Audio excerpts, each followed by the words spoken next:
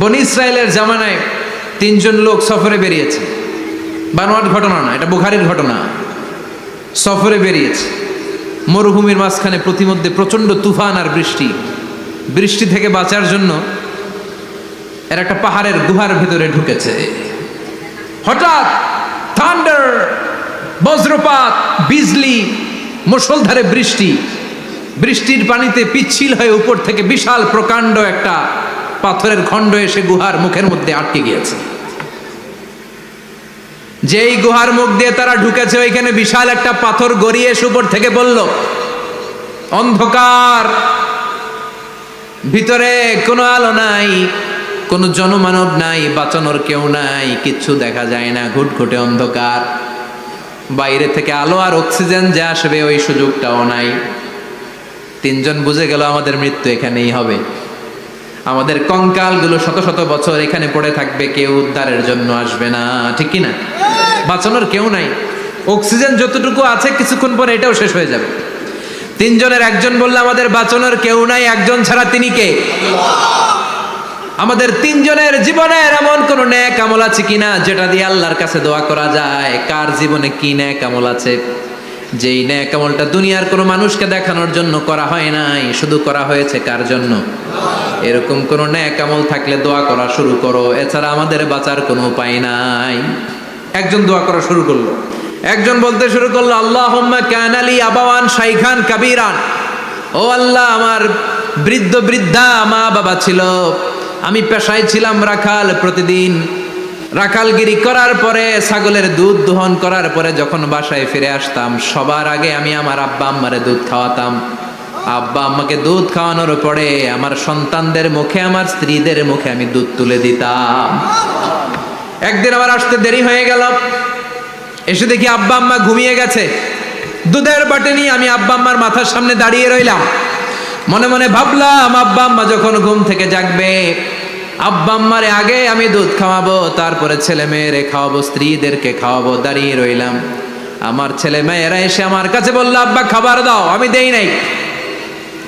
ক্ষুধার জ্বালায়, ক্ষুধার যন্ত্রণায় পাগল পড়া হয়ে আমার কলিজার টুকরা ছেলে মেয়েগুলো আমার পায়ের মধ্যে পড়ে কাঁদতে লাগলো, আব্বা একটু দুধ দাও, ক্ষুধা লেগেছে। ও আল্লাহ, আমি দেই নাই। ফজর পর্যন্ত দাঁড়িয়ে রইলাম। ফজরের সময় যখন আব্বা আম্মা ঘুম থেকে উঠলেন, সবার আগে আব্বা আম্মারে দুধ খাওয়ালাম, তারপরে ছেলে মেয়েদের মুখে তুলে দিলাম। ও আল্লাহ, ও আল্লাহ, ওই দিনে সারা রাতটা আমি দাঁড়িয়ে আব্বা আম্মার জন্য যে দাঁড়িয়েছিলাম, দুনিয়ার কাউরে দেখানোর জন্য নয়, শুধু তোমারে খুশি করার জন্য। ওই রাতের ইবাদতটা যদি তোমার কাছে পছন্দ হয়, ফাফাররিজ আন্না মা নাহনু ফি, আজকে যেই বিপদে আমরা আছি, বিপদ থেকে তুমি বাঁচাও। বলার সাথে সাথে 1/3, 1/3 পাথরটা ডান দিকে সরে। সুবহানাল্লাহ পড়বেন না? এবার বাইরে থেকে আলো আসতে শুরু করেছে, অক্সিজেন ঢুকতে শুরু করেছে, তাদের মনের মধ্যে স্বস্তি ফিরে এসেছে। এবার দ্বিতীয় জন দোয়া শুরু করলো, আল্লাহ, আমার এক চাচাতো বোন ছিল, এত সুন্দরী, আমার জীবনে এত সুন্দরী নারী আমি দেখি নাই, এত সুন্দরী নারী। ওয়া কুনতু উহিব্বুহু বিআশাদ্দি মা ইউহিব্বুর রিজাল আন নিসা, একজন পুরুষ একজন নারীকে যত ভালোবাসতে পারে আমি ঠিক ততটা ভালোবাসতাম আমার এই সুন্দরী কাজিনকে, চাচাতো বোনকে। কিন্তু আমার মনের কথা আমার চাচাতো বোনরা আমি বুঝাতে পারি নাই। একদিন লজ্জা শরমের মাথা খেয়ে চাচাতো বোনরা আমি বললাম, তোরে আমি বড্ড ভালোবাসি, একান্তে আমি তোরে চাই। চাচাতো বোন বলল, এত এত স্বর্ণ মুদ্রা যেদিন জমাতে পারবা ওই দিন আমারে পাবা। এবার আমি স্বর্ণ মুদ্রা জমাতে লাগলাম, জমাতে জমাতে জমাতে জমাতে বছর শেষে স্বর্ণ মুদ্রার থলে নিয়ে চাচাতো বোনের হাতে দিলাম। চাচাতো বোন আমার অপকর্মে রাজি হয়ে গেল। গোপন একটা রুমের ভেতরে আমরা ঢুকলাম, দুইজনেই জামা কাপড় খুলে নেকেড হলাম, জিনা করব, পাপ কাজ করব। একেবারে ফাইনাল ডেস্টিনেশন আমরা চলে গেলাম। পাপ কাজ যখন আমরা শুরু করব, ইন দা মিন টাইম আমার চাচাতো বোন আমার ডেকে বলে, ও আমার চাচাতো ভাই, ইত্তাকিল্লাহ, ইত্তাকিল্লাহ, আল্লাহরে ভয় কর, আমার সতীত্ব নষ্ট করে দিস না। আল্লাহ ওই মুহূর্ত থেকে ফিরে আসা কোনো পুরুষের পক্ষে সম্ভব ছিল না। ইত্তাকিল্লাহ, এই বাক্যটা শুনে, তোমার আওয়াজ শুনে আমার কলিজার মধ্যে কাঁপুনি ছুটে গিয়েছে। তোমার নাম শুনে আমি আর ধৈর্য ধারণ করতে পারি নাই, চিৎকার মেরে জামা পেড়ে ওই ঘর থেকে বের হয়ে গেলাম। ও আল্লাহ, শুধুমাত্র কেবলমাত্র একমাত্র তোমার ভয়ে ওই দিন আমি আমার চাচাতো বোনের সাথে পাপ কাজে লিপ্ত হই নাই। আল্লাহ রে, ওই দিনের আমলটা যদি তোমার দরবারে কবুল হয়ে থাকে, আজকের বিপদের দিনে তুমি আমাদের বাঁচাও। বলা মাত্রই এই দোয়া আল্লাহর কাছে এত কবুল হয়েছে, কারণ আল্লাহর ভয় এটা পৃথিবীর সবচেয়ে বড় ইবাদত। চিল্লায় বলেন ঠিক কিনা?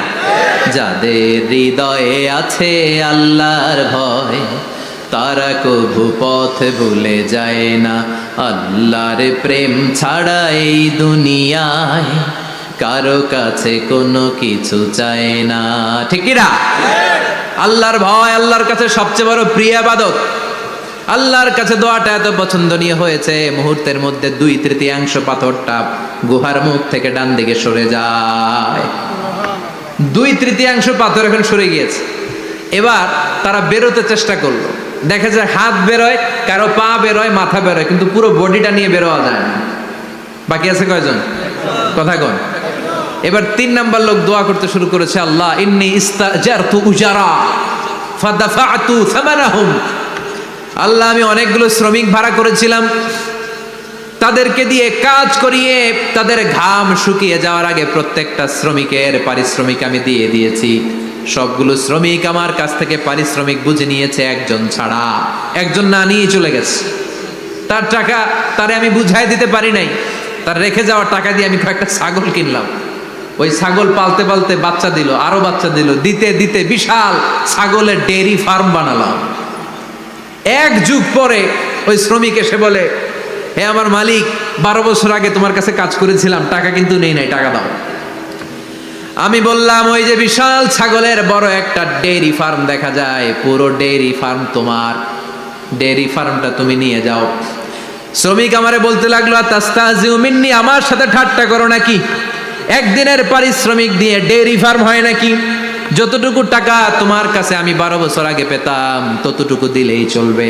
তারে আমি বুঝিয়ে বললাম, তোর টাকা দিয়ে ছাগল কিনেছি, ছাগলের ব্যবসা করে ডেয়ারি ফার্ম বানিয়েছি, একটার পর একটা ছাগল বাচ্চা দিতে দিতে আজকে হাজার হাজার ছাগলের এই ডেয়ারি ফার্ম, পুরো ডেয়ারি ফার্মটা আমি তোরে দিয়ে দিলাম। বলা মাত্র ওই শ্রমিকটা ডেয়ারি ফার্ম নিয়ে চলে গেল। মাবুদের এই কঠিন বিপদের দিন সে শুধু দাবি করেছিল তার পারিশ্রমিক, তার পারিশ্রমিকের টাকা তার হাতে দিলে সে খুশিতে বাকবাকুম, কিন্তু তার বদলে পুরো ডেয়ারি ফার্মটা আমি তার হাতে তুলে দিয়েছি একমাত্র তোমার সন্তুষ্টির জন্য। ওই দিনের আমলটা যদি তোমার দরবারে একটুও ভালো লেগে থাকে রে মাওলা, আজকের কঠিন বিপদ থেকে বাঁচাও। বলতে দেরি মুহূর্তের মধ্যে বিশাল পাথর খণ্ডটা গুহার মুখ থেকে ডান দিকে সরে যাও। আল্লাহর শুকরিয়া করে 3 জন বের হয়ে যায়। সহিহ বুখারীর